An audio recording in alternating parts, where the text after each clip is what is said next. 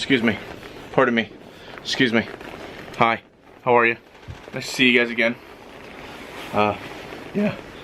Didn't mean to be late. It was just a little tight getting in here. So, let's get started. What is going on, pros and average Joes? My name is RedBeard. Thank you so much for tuning into another video. As you can see, I've got the big guy on today. And without further ado, let's get into this review.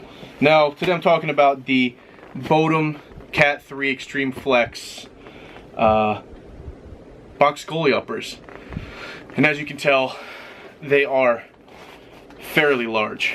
I mean, I'm a large human being to begin with, but these things just make me look extra thick, with a few extra C's on the end, that thick. All right. First things to note about this, and some things you need to know before buying or getting into box lacrosse, is you got to find out what size fits you best. Now, this is a large. I'm like 5'9", all right, 5'9", 5'10". I kind of float depending on the shoes that I'm wearing, and I ended up going with the large. I kind of float on their sizing chart between a large and an XL. Decided to stay with this because I got some stubbier arms. I don't got super long arms, and that's super important because these arms are adjustable. Everything on this is fairly adjustable, including the elbow caps underneath with some bends, and you can loosen and tighten and all that jazz. The next thing is the belly pad. Now when I stand up again, you're gonna see, let me move this chair out of the way. Get out of here, chair. You're gonna see this belly pad comes right to my waist. Alright, so my hips are right here. My waist is right here. Alright, hips, waist. Alright, and then I got my dingle dangle. Now when I wear my pants are going to be overlapping this a little bit, not too much, but they're going to be coming up to my hips. Alright, so if you can imagine my pants being up here, my pants are going to cover this, and here's my belly pad. Now when you go from a large, which is their smallest adult size in the category 3, to the XL, you're getting an entire additional row of this padding right here. Alright, so this lower belly pad you're gonna have right here where this Boddam flap is. Alright, nice little advertisement right there. Just keeping in mind, you're gonna get an entire extra row. Alright, so this thing is about maybe 2.5 inches wide. Alright, another 2.5 inches, and then you're gonna have this below that row. On top of that, your arms are gonna be longer. Okay, so what I'm gonna show you in a second is the way to adjust the arms, the back straps, and whatever else, but I want to show you the back of this real quick too. Another thing you can do on the back, or the more adjustability, is the back of the arms. So you can see, like I noted before, they got all the straps to be able to, you know, tighten, loosen, adjust, and all that jazz. Alright, and then there's, of course, the wrist strap right there that you can tighten and loosen to make this part of the arm as snug or as loose as you want, depending on preference. Okay. Another thing with those straps that are in the back, these are your little flaps. I tend to keep this one a little tighter. I just feel like this is my offhand, that if this is tighter, it's not going to move around as much. It's not going to twist. This one's a little looser because I have it up here, and I just want a little bit more range of motion. As far as range of motion goes, it's pretty self-explanatory, as you can probably notice.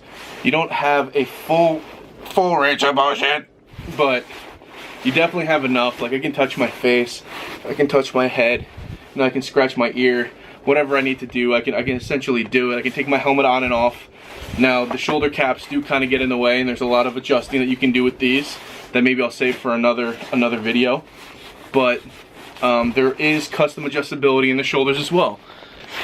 So you see this nut right here and this hole right there? These correlate to sizing when it comes down to FIL rules or CLA or NLL rules, depending on your height and width.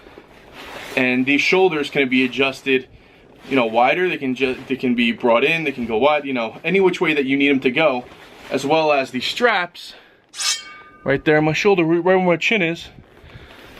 Those can be adjusted, and so can the cap straps be adjusted to make these, you know, stay wider, be looser, whichever way you prefer. So there's a lot of customization within this upper as is.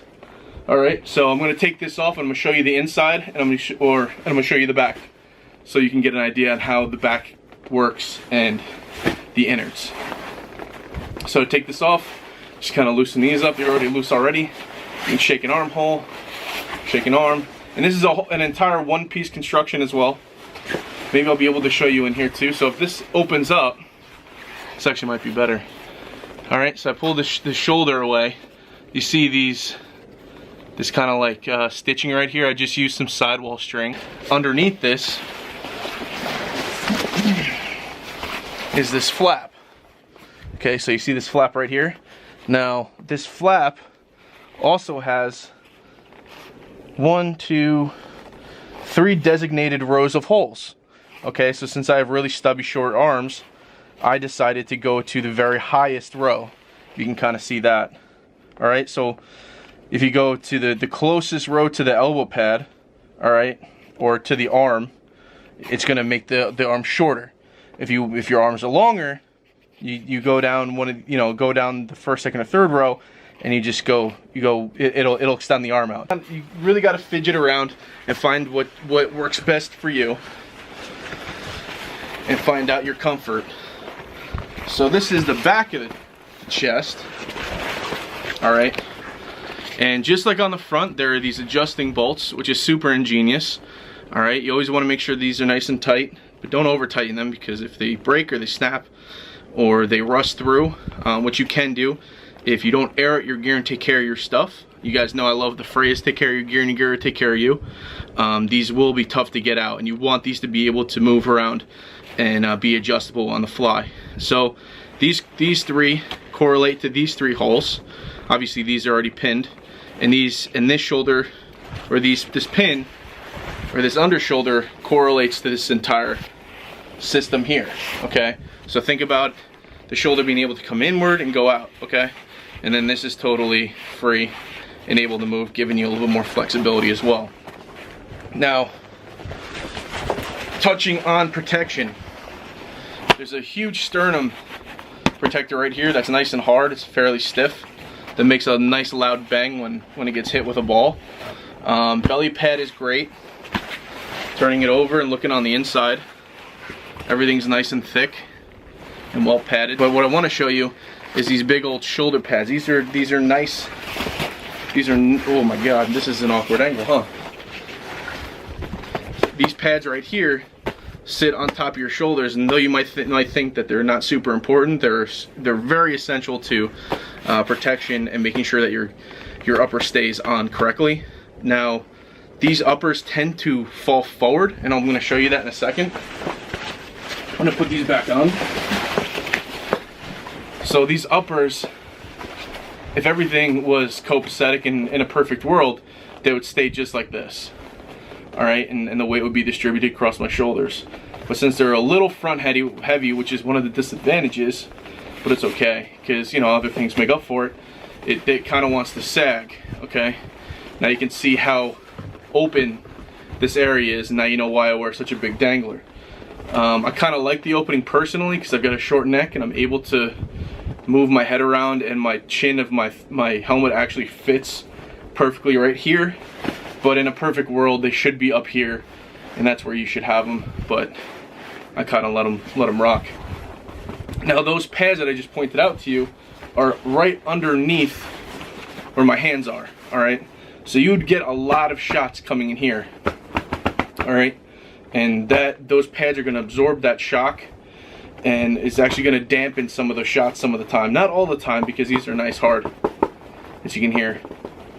Plastic domes, so these will actually deflect to the sides, but when you take those shots, you're gonna feel it, and those really dampen them and kind of make it easier on the body and easier for you to control. Lastly, the belly pad and / back straps. Okay,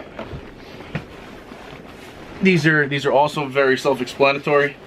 They run from the left side of the belly pad. They go up through the chest protector. These do, when you buy them new, come with a I guess spine pad that actually sits right here, that this is actually supposed to go through, but I took it off. It wasn't as comfortable for me. I think it's just because I have a shorter torso. And then this bottom elastic strap so you have a lot more mobility. Goes up and through these two straps right here. They're actually like little rings, and they come down and they get snapped on right here. I don't unsnap them because I'm able to slide my body in and out, and I like my belly pad loose. That's just me personally, but if you like a tighter fit, you just adjust these straps very easily, and you can get yourself a nice custom fit to the way that you like and you play. As a goaltender, I 100% recommend you trying a couple different things. Find out what you're most comfortable with, what you feel gives you the most mobility and the most protection, and what, you know, again, gives you the most confidence in that. If there's something that you need to mod, there have been modifications. Maybe I'll go into that later on in another video, but I'm not going to do it here. Overall, I love this chest protector. I've been wearing this exact one for about 3 years now.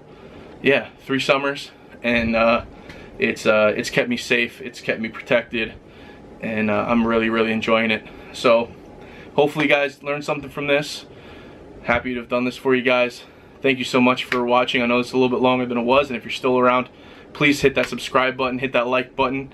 Alright, leave a comment down below, and don't forget to check out some of the gear that I got out there for purchase. Thanks for sticking around, and I'll see you in the next one.